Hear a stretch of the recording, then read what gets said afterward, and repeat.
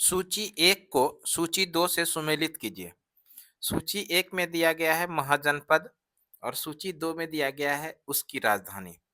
सूची 1 में सबसे पहले कंधार, गंधार की जो राजधानी थी वो तक्षशिला में था और तक्षशिला देखिए क्रम की बात करें चौथे स्थान पर तो इसके सामने 4 हो जाएगा।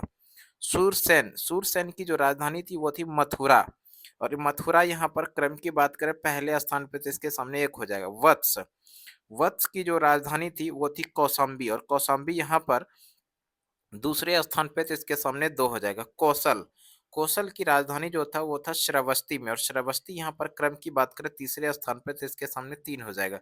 इस तरह से ये जो सीरीज बना 4 1 2 3 4 1 2 3 यहाँ पर ऑप्शन ए के अंदर है। तो इस प्रश्न का जो सही आंसर हो जाएगा वो हो जाएगा option A is the right answer.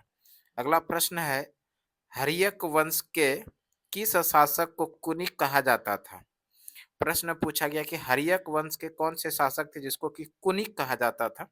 ध्यान रखिएगा हर्यक वंश के शासक कुनिक जो कहा जाता था वो अजातशत्रु को कहा जाता था और यहाँ पर अजातशत्रु देखिए ऑप्शन सी के अंदर है तो प्रश्न का सही आंसर हो जाएगा option C is the right answer.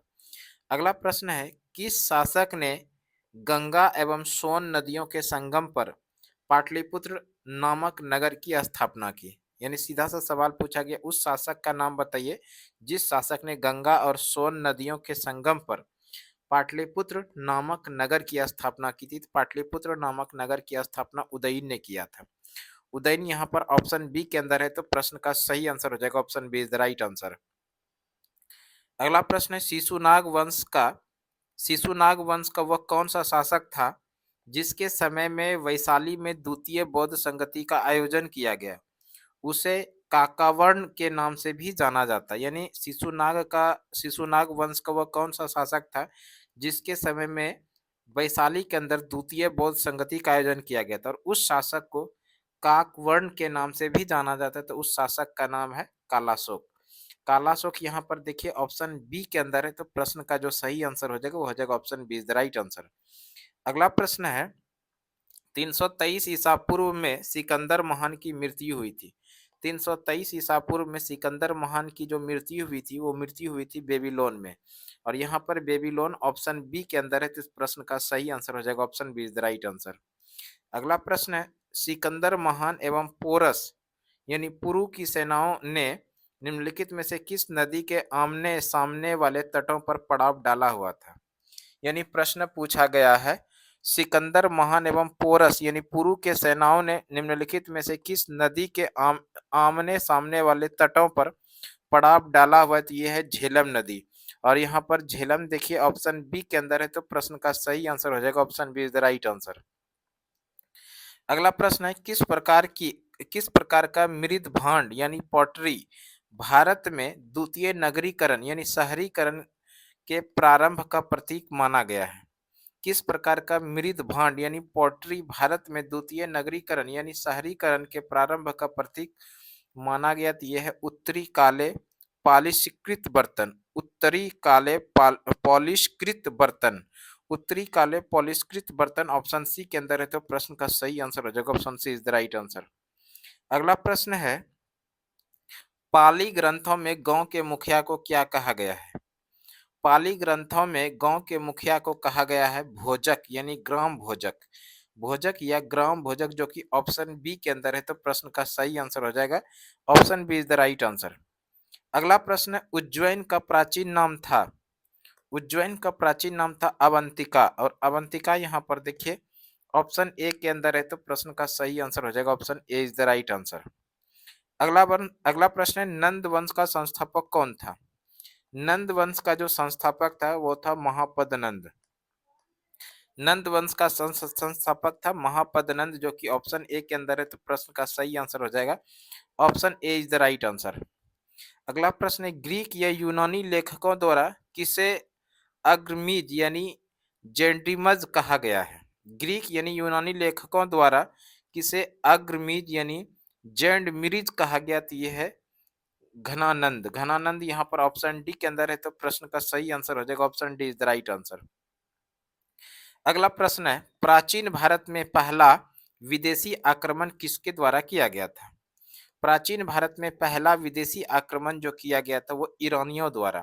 और यहाँ पर ईरानी देखिए ऑप्शन ए के अंदर है, तो इस प्रश्न का जो सही आंसर हो जाएगा वो हो जाएगा option A is the right answer. अगला प्रश्न है, प्राचीन भारत में दूसरा विदेशी आक्रमण एवं पहला यूरोपीय आक्रमण किनके द्वारा किया गया था? प्रश्न पूछा गया है कि प्राचीन भारत में दूसरा विदेशी आक्रमण और पहला यूरोपीय आक्रमण किनके द्वारा किया गया था? तो ये आक्रमण किया गया था यूनानियों द्वारा। और यहाँ पर यूनानी देखिए ऑप्शन बी के अंदर है, तो इस प्रश्न का सही आंसर हो जाएगा option B is the right answer. अगला प्रश्न है, ईरान के हखमनी वंश के किस शासक ने ईरान के हकमनी वंश के किस शासक ने भारतीय भूभाग को जीतने के बाद उसे फारस साम्राज्य का 20वां प्रांत यानी क्षत्रपी बनाया?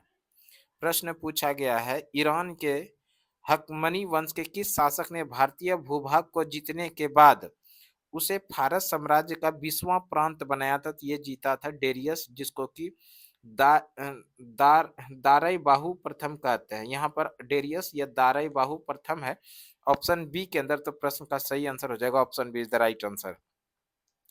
अगला प्रश्न है, हाइडेस्पीज या वितस्तता जिसको आधुनिक नाम झेलन के नाम से जानते हैं, हाइडेस्पीज या वितस्तता का युद्ध 326 ईसा पूर्व किन किन शासकों के बीच हुआ?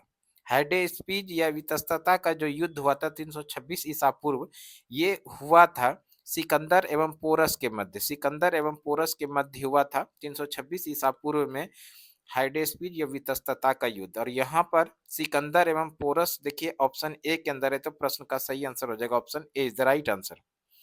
अगला प्रश्न है, सिकंदर ने भारत पर कब आक्रमण किया? सिकंदर ने भारत पर जो आक्रमण किया था ये किया था 326 ईसा पूर्व। 326 ईसा पूर्व ऑप्शन ए के अंदर है, तो प्रश्न का सही आंसर हो जाएगा option A is the right answer. अगला प्रश्न है, सूची एक को सूची दो के साथ सुमेलित कीजिए। सूची एक में शासक है और सूची दो में उससे संबंधित वंश है, तो इसका हम लोग मिलान करते हैं। बिंबिसार जो है ये हर्यक वंश से संबंधित है, और हर्यक वंश यहाँ देखिए क्रम की बात करें पहले स्थान पर, तो इसके सामने एक हो जाएगा। कालाशोक जो है ये शिशुनाग वंश से संबंधित है, और शिशुनाग वंश देखिए क्रम की बात करें दूसरे स्थान पर, इसके सामने दो हो जाएगा। महापदनंद, महापदनंद जो था, महापदनंद ये था नंद वंश का शासक, और नंद वंश यहाँ पर देखिए क्रम की बात करें चौथे स्थान पर, तो इसके सामने चार हो जाएगा। बिंदुसार, बिंदुसार जो था ये मौर्य वंश का शासक था, और मौर्य वंश देखिए मौर्य यहाँ पर तीसरे स्थान पर, तो इसके सामने तीन हो जाएगा। इस तरह से ये जो श्रृंखला सीरीज बनेगा 1 2 4 3, 1 2 4 3 यहाँ पर ऑप्शन बी के अंदर है, तो इस प्रश्न का जो सही आंसर हो जाएगा वो हो जाएगा option B is the right answer. अगला प्रश्न देखिए, अगला प्रश्न में सूची एक को सूची दो के साथ सुमेलित कीजिए, और सूची एक में है महाजनपद और सूची दो में आधुनिक क्षेत्र है। तो सूची एक का सूची दो के साथ मिलान करते हैं। सबसे पहला है मगध। मगध जो वर्तमान समय में है ये पटना और गया के जिले का जो आसपास का क्षेत्र है वो मगध का क्षेत्र कहलाता था, जो कि क्रम की बात करें पहले स्थान पर, तो इसके सामने एक हो जाएगा। वत्स की बात करें तो वत्स जो है वर्तमान समय में इलाहाबाद का जो क्षेत्र है इसको उस समय वत्स के नाम से जाना जाता था। इलाहाबाद दूसरे स्थान पर है, इसके सामने दो हो जाएगा। कौशल, कौशल जो है ये वर्तमान समय में अवध का जो क्षेत्र है उसको प्राचीन काल में कौशल के नाम से जाना जाता था। अवध यहाँ पर देखिए तीसरे स्थान पर, तो इसके सामने तीन हो जाएगा। अवंती, अवंती का जो क्षेत्र है ये उस समय मालवा, मालवा जो आधुनिक क्षेत्र है मालवा उसको पहले अवंती के नाम से जाना जाता था प्राचीन काल में। तो मालवा यहाँ पर चौथे स्थान पे, तो इसके सामने चार हो जाएगा। तो इस तरह से ये जो श्रृंखला बने 1 2 3 4, 1 2 3 4 यहाँ पर ऑप्शन ए के अंदर है। इस तरह से इस प्रश्न का जो सही आंसर हो जाएगा वो हो जाएगा option A is the right answer. अगला प्रश्न है, मगध का प्रथम राजधानी कौन सी थी? मगध की प्रथम राजधानी जो थी वो थी गिरिब्रज, जिसको राजगृह के नाम से जानते हैं। गिरिब्रज या राजगृह जो थी वो मगध की प्रथम राजधानी थी, और यहाँ पर गिरिब्रज या राजगृह ऑप्शन सी के अंदर है, तो प्रश्न का सही आंसर हो जाएगा option C is the right answer. अगला प्रश्न है, किस शासक द्वारा सर्वप्रथम पाटलिपुत्र का राजधानी के रूप में चयन किया गया? यानी कि किस शासक ने पाटलिपुत्र को सर्वप्रथम राजधानी बनाया था? उदयीन ने सर्वप्रथम पाटलिपुत्र को राजधानी बनाया था। उदयीन यहाँ पर ऑप्शन सी के अंदर है, तो प्रश्न का सही आंसर हो जाएगा option C is the right answer. अगला प्रश्न है, 16 महाजनपदों की सूची उपलब्ध है। 16 महाजनपदों की जो सूची उपलब्ध है ये अंगुत्तर निकाय में। अंगुत्तर निकाय और भगवती सूत्र, ये अंगुत्तर निकाय जो है ये बौद्धों का एक पवित्र ग्रंथ है बौद्ध धर्म का। और दूसरा है भगवती सूत्र। भगवती सूत्र, और ये भगवती सूत्र जो है, भगवती सूत्र है जैन धर्म का। जैन धर्मों का पवित्र ग्रंथ है भगवती सूत्र, और इसी भगवती सूत्र में 16 महाजनपद की चर्चा है।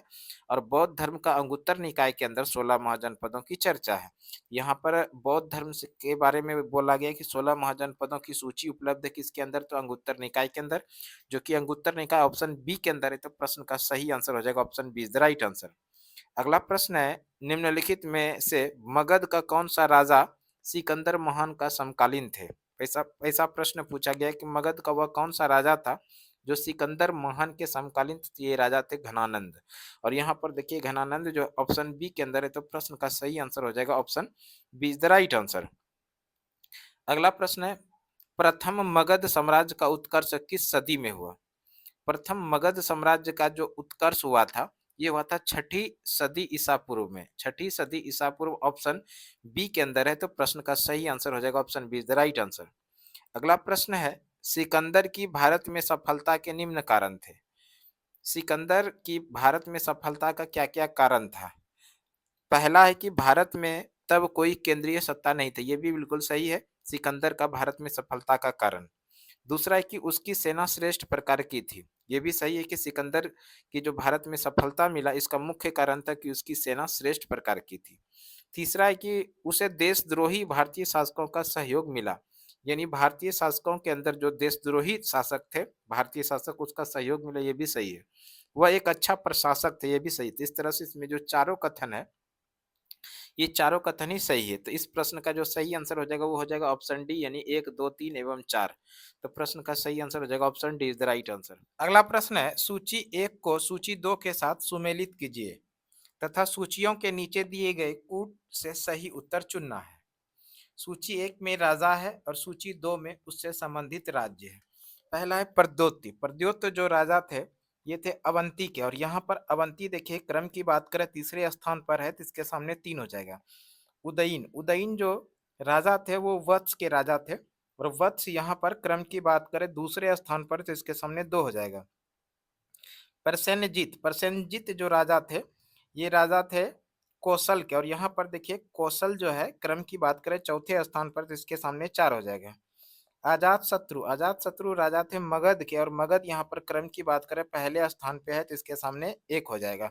इस तरह से ये जो सीरीज बना 4 2 3 2 4 1, 3 2 4 1 यहाँ पर ऑप्शन सी के अंदर है।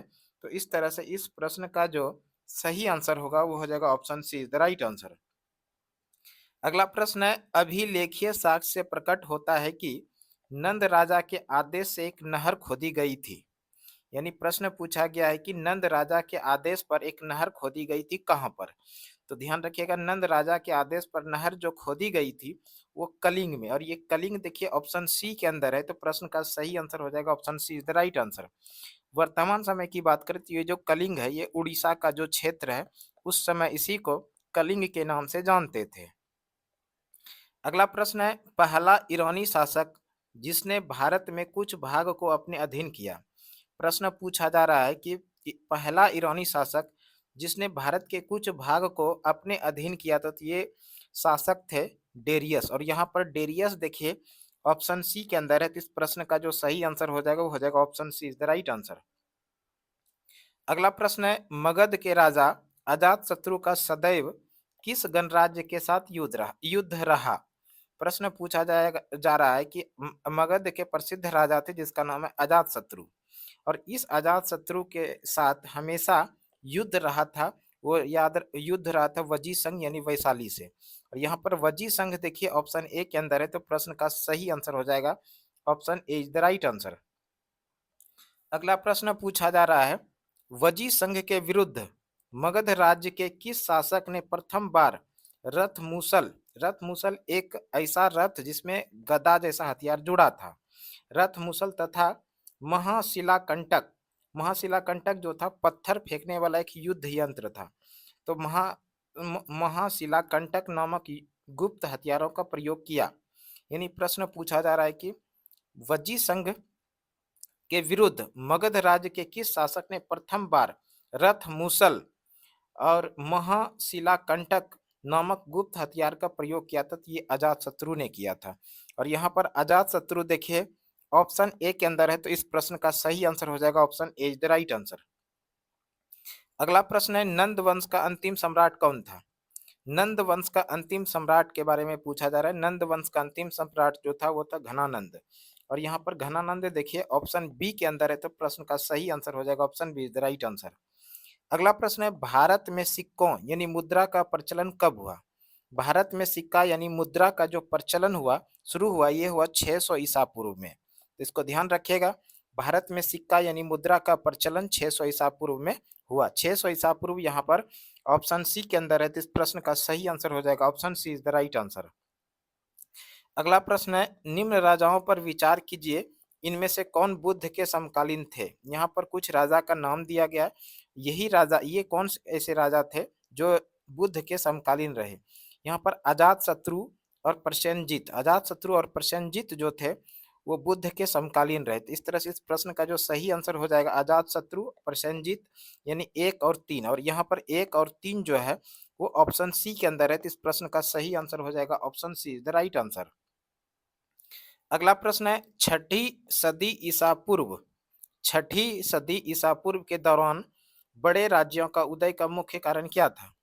छठी सदी ईसा पूर्व के दौरान बड़े राज्यों के उदय का जो मुख्य कारण था उसमें मुख्य कारण था उत्तर प्रदेश और बिहार में व्यापक पैमाने पर लोहे का उपयोग। छठी सदी ईसा पूर्व के दौरान बड़े राज्यों के उदय का मुख्य कारण था उत्तर प्रदेश और बिहार में व्यापक पैमाने पर लोहे का उपयोग, जो कि ऑप्शन ए के अंदर है। तो इस प्रश्न का सही आंसर हो जाएगा option A is the right answer. अगला प्रश्न है मगध सम्राट बिंबिसार ने अपने राजवैद्य जीवक को किस राज्य के राजा की चिकित्सा के लिए भेजा था? सीधा सा सवाल पूछा गया कि बिंबिसार का राजवैद्य था जिसका नाम है जीवक, और इस जीवक को किस राज्य की सीमा की चिकित्सा के लिए भेजा गया था? तो अवंती भेजा गया था। और यहाँ पर अवंती जो है ऑप्शन सी के अंदर है, तो प्रश्न का सही आंसर हो जाएगा option C is the right answer. अगला प्रश्न है किस शासक ने अवंती को जीतकर मगध का हिस्सा बना दिया? प्रश्न पूछा जा रहा है कि अवंती को जीतकर मगध का हिस्सा किसने बनाया था, किस शासक ने? तो वो शिशुनाग ने। और यहाँ पर शिशुनाग देखिए ऑप्शन सी के अंदर है, तो इस प्रश्न का सही आंसर हो जाएगा option C is the right answer. अगला प्रश्न है किस मगध सम्राट ने अंग का विलय अपने राज्य में कर लिया? प्रश्न पूछा जा रहा है कि अंग का विलय अपने राज्य में करने वाले शासक का नाम। अंग का विलय अपने राज्य में करने वाले सम्राट यानी शासक का नाम जो है वो है बिंबिसार। और यहाँ पर बिंबिसार देखिए ऑप्शन ए के अंदर है, तो प्रश्न का सही आंसर हो जाएगा option A is the right answer. अगला प्रश्न है शिशुनाग ने किस राज्य का विलय मगध साम्राज्य में नहीं किया? प्रश्न पूछ रहा है शिशुनाग ने किस राज्य का विलय मगध साम्राज्य में नहीं किया था? तो ध्यान रखिएगा शिशुनाग ने जो विलय नहीं किया था मगध साम्राज्य में वो काशी को। और यहाँ पर काशी देखिए ऑप्शन डी के अंदर है, तो प्रश्न का सही आंसर हो जाएगा option D is the right answer. अगला प्रश्न है काशी और लिच्छवी का विलय मगध साम्राज्य में किसने किया? काशी और लिच्छवी का विलय मगध साम्राज्य में किया था अजातशत्रु ने। अजातशत्रु ऑप्शन बी के अंदर है, तो प्रश्न का सही आंसर हो सही आंसर हो जाएगा option B is the right answer. अगला प्रश्न है मगध साम्राज्य के बारे में कौन सही नहीं है? मगध साम्राज्य के बारे में कौन सही नहीं है ये पूछा जा रहा है। मगध साम्राज्य के बारे में हम लोग देखते हैं कौन सही नहीं है। पहला है कि पुराणों एवं महाकाव्यों के अनुसार इसकी स्थापना बृहदत्त ने की थी, ये तो बिल्कुल सही है। पुराणों और महाकाव्यों के अनुसार इसकी स्थापना यानी मगध साम्राज्य की स्थापना बृहदत्त ने की थी, ये तो कथन सही है। दूसरा कथन जो है महापदनंद ने इसे सर्वाधिक विस्तार प्रदान किया तथा सर्व छंत्रातक एवं इकराट की उपाधि धारण की, ये भी कथन सही है। तीसरा कथन में गिरिब्रज, राजगिरी, पाटलिपुत्र एवं वैशाली क्रमशः इसकी 4 राजधानियां बनी, ये भी सही है मगध के बारे में। तो इस तरह मगध के बारे में ए, बी और सी तीनों ही कथन सही है। और प्रश्न वाला जो पूछ रहा है कि इनमें कौन सा कथन सही नहीं, इस कंडीशन में इस प्रश्न का सही आंसर हो जाएगा इनमें से कोई नहीं, जो कि ऑप्शन डी के अंदर है, तो प्रश्न का सही आंसर हो जाएगा option D is the right answer. अगला प्रश्न है, सिकंदर के आक्रमण के समय उत्तर भारत पर निम्नलिखित राजवंशों में किस एक का शासन था? सिकंदर के आक्रमण के समय उत्तर भारत पर किस राजवंशों का शासक था? तो वह राजवंश है नंद। और यहाँ पर नंद देखिए ऑप्शन ए के अंदर है, तो प्रश्न का सही आंसर हो जाएगा option A is the right answer. अगला प्रश्न दिया गया है, निम्नलिखित में कौन सा एक ईसा पूर्व छठी सदी में प्रारंभ में भारत का सर्वाधिक शक्तिशाली नगर राज्य था? प्रश्न पूछ रहा है कि निम्नलिखित में कौन सा एक ईसा पूर्व छठी सदी में प्रारंभ में भारत का सर्वाधिक शक्तिशाली नगर राज्य था? तो यह है मगध। और यहाँ पर मगध देखिए ऑप्शन डी के अंदर है, तो इस प्रश्न का सही आंसर हो जाएगा option D is the right answer. अगला प्रश्न है, निम्नलिखित में से कौन कौन से भारत पर ईरानी आक्रमण के प्रभाव के रूप में माना जाता है? निम्नलिखित में से कौन कौन से भारत पर ईरानी आक्रमण के प्रभाव के रूप में जाना जाता है? तो यह है खरोष्ठी लिपि का प्रचार, अभिलेख उत्कीर्ण करने का कला का प्रचार, ईरानियों के छत्र प्रणाली का प्रचार, घंटा आकार के गुंबज की कला का प्रचार, स्त्री अंगरक्षकों की नियुक्ति। इस तरह से ये पांचों जो है ये सही माना जाता है। तो इस प्रश्न का सही आंसर हो जाएगा 1 2 3 4 5, जो कि ऑप्शन डी के अंदर दिया गया। तो प्रश्न का सही आंसर हो जाएगा option D is the right answer. अगला प्रश्न दिया गया है, निम्न में से कौन सा एक सिकंदर के आक्रमण का प्रभाव नहीं था? निम्न में से कौन सा एक सिकंदर के आक्रमण का प्रभाव नहीं था? तो यहाँ पर जो है उसने भारत को यूनान की रियासत बनाया था। ये जो है सिकंदर के आक्रमण का प्रभाव नहीं था, ऑप्शन डी के अंदर है। तो इस प्रश्न का सही आंसर हो जाएगा option D is the right answer. अगला प्रश्न है, निम्नलिखित में से किस राज्य में गणतंत्रात्मक शासन व्यवस्था नहीं थी? किस राज्य में गणतंत्रात्मक शासन व्यवस्था नहीं था? तो ये मगध के अंदर। और मगध यहाँ पर ऑप्शन डी के अंदर है, तो इस प्रश्न का सही आंसर हो जाएगा option D is the right answer. अगला प्रश्न है, निम्नलिखित में से किसे सेनिया, जिसको कि नियमित और अस्थायी सेना रखने वाला कहा जाता था, सेनिया कहा जाता था, किस शासक को, यानी किसे सेनिया कहा जाता था? सेनिया कहा जाता था बिंबिसार को। और यहाँ पर बिंबिसार जो है ऑप्शन ए के अंदर है, तो प्रश्न का सही आंसर हो जाएगा option A is the right answer. अगला प्रश्न है, निम्नलिखित में से किसे उग्रसेन, उग्रसेन यानी भयानक सेना का स्वामी, निम्नलिखित में से किसे उग्रसेन कहा जाता था? उग्रसेन जो कहा जाता था ये महापदनंद को कहा जाता था। महापदनंद ऑप्शन ए के अंदर है, तो प्रश्न का सही आंसर हो जाएगा option A the right answer. अगला प्रश्न है, डेरियस यानी दराय बाहु, दराय बाहु प्रथम यानी डेरियस प्रथम ने 516 ईसा पूर्व सिंधु के तटवर्ती भूभाग को जीतकर उसे ईरान का 20वां क्षत्रपी यानी प्रांत बनाया, उससे कितना राजस्व प्राप्त होता था? प्रश्न पूछा गया है कि डेरियस प्रथम ने 516 ईसा पूर्व सिंधु के तटवर्ती भूभाग को जीतकर उसे ईरान का 20वां प्रांत बनाया, और इस 20वें प्रांत से उसे कितना राजस्व प्राप्त होता था? यहाँ से जो राजस्व प्राप्त होता था 360 टैलेंट, जो कि ऑप्शन ए के अंदर है। तो प्रश्न का सही आंसर हो जाएगा option A the right answer. अगला प्रश्न है, निम्नलिखित में से कौन सिकंदर के साथ भारत आने वाला इतिहासकार नहीं था? सिकंदर के साथ भारत आने वाला इतिहासकार जो नहीं था वो थे हेरोडोटस। हेरोडोटस यहाँ पर ऑप्शन डी के अंदर है, तो प्रश्न का सही आंसर हो जाएगा option D is the right answer. अगला प्रश्न है, महाजनपद काल में श्रेणियों के संचालक को कहा जाता था? महाजनपद काल में श्रेणियों के संचालक को जो कहा जाता था वो कहा जाता था श्रेष्ठीन। श्रेष्ठीन ऑप्शन ए के अंदर है, तो प्रश्न का सही आंसर हो जाएगा option A is the right answer. अगला प्रश्न है, गृहपति का अर्थ है, गृहपति का जो अर्थ है वो धनी किसान है, धनी किसान, धनी किसान को गृहपति कहा जाता है। धनी किसान ऑप्शन ए में है, तो प्रश्न का सही आंसर हो जाएगा option A is the right answer. अगला प्रश्न है, सूची एक को सूची दो के साथ सुमेलित कीजिए। सूची एक और सूची दो। सूची एक में है अष्टकुलक, अष्टकुलक जो कहा जाता था वो कहा जाता था परामर्शदायी संस्था को, और यहाँ पर परामर्शदायी संस्था क्रम में पहले स्थान पर, तो इसके सामने एक हो जाएगा। महामात्र, महामात्र जो कहा जाता था उच्च कोटि के अधिकारी को, उच्च कोटि का अधिकारी क्रम की बात करें दूसरे स्थान पर, तो इसके सामने दो हो जाएगा। बलि साधक, बलि साधक जो कहा जाता था किसानों से कर वसूलने वाला अधिकारी जो होता था उसको बलि साधक कहा जाता था, और यहाँ पर किसानों से कर वसूलने वाला अधिकारी क्रम की बात करें तीसरे स्थान पर, इसके सामने तीन हो जाएगा। शौल्किक या शुल्काध्यक्ष, शौल्किक या शुल्काध्यक्ष जो कहा जाता था ये शिल्पियों व व्यापारियों से शुल्क या चुंगी वसूलने वाला अधिकारी होता था। जो कर्म की बात करें चौथे स्थान पे, तो इसके सामने 4 हो जाएगा। इस तरह से ये जो सीरीज बना 1, 2, 3, 4 और 1, 2, 3, 4 यहाँ पर ऑप्शन ए के अंदर है। इस प्रश्न का सही आंसर हो जाएगा option A is the right answer. अगला प्रश्न है, अगला प्रश्न जो दिया गया है, मगध के किस प्रारंभिक शासक ने राज्यारोहण के लिए अपने पिता की हत्या की एवं इसी कारणवश अपने पुत्र द्वारा मारा गया? प्रश्न पूछा जा रहा है कि मगध के किस प्रारंभिक शासक ने राज्यारोहण के लिए अपने पिता की हत्या की एवं इसी कारणवश अपने पुत्र द्वारा मारा गया था? तो ये शासक था अजातशत्रु। अजातशत्रु ऑप्शन बी के अंदर है, तो प्रश्न का सही आंसर हो जाएगा option B is the right answer. अगला प्रश्न है, विश्व का पहला गणतंत्र वैशाली में किसके द्वारा स्थापित किया गया?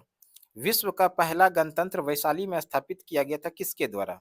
ध्यान रखिएगा, विश्व का पहला गणतंत्र वैशाली में स्थापित किया गया था लिच्छवियों के द्वारा।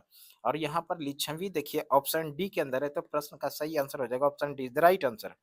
अगला प्रश्न है, सूची 1 को सूची 2 से सुमेलित कीजिए और नीचे दिए गए कूट का सही उत्तर का चुनाव कीजिए।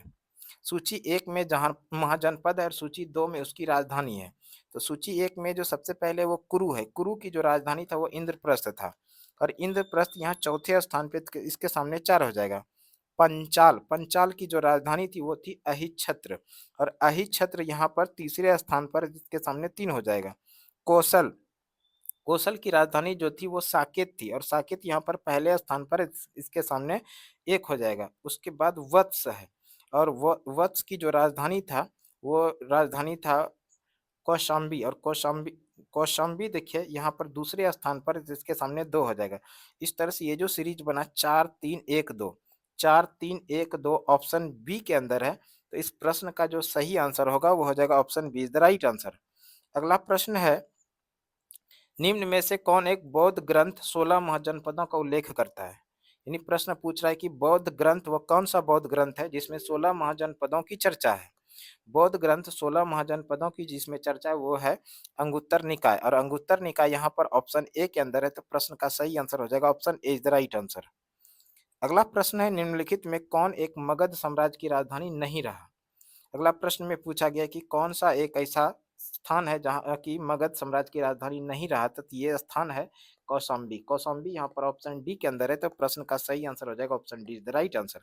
तो इस तरह से आज हम लोगों ने बेहद ही आसानी के साथ वैसे एमसीक्यूज जो कि भारत के अंदर प्राचीन इतिहास के अंदर महाजनपद था उसके बारे में पूरे डिटेल एक्सप्लेनेशन के माध्यम से पढ़े। हमें उम्मीद है ये वीडियो आप लोगों के लिए निश्चित रूप से उपयोगी साबित होगा। इस तरह का वीडियो आपको रेगुलर सुमन क्लासेस यूट्यूब चैनल पे लगातार मिलते रहेगा। तो आज के वीडियो के लिए इतना ही। अगले वीडियो में फिर से आप लोगों के साथ मिलते हैं, तब तक के लिए धन्यवाद। जय हिंद, वंदे मातरम।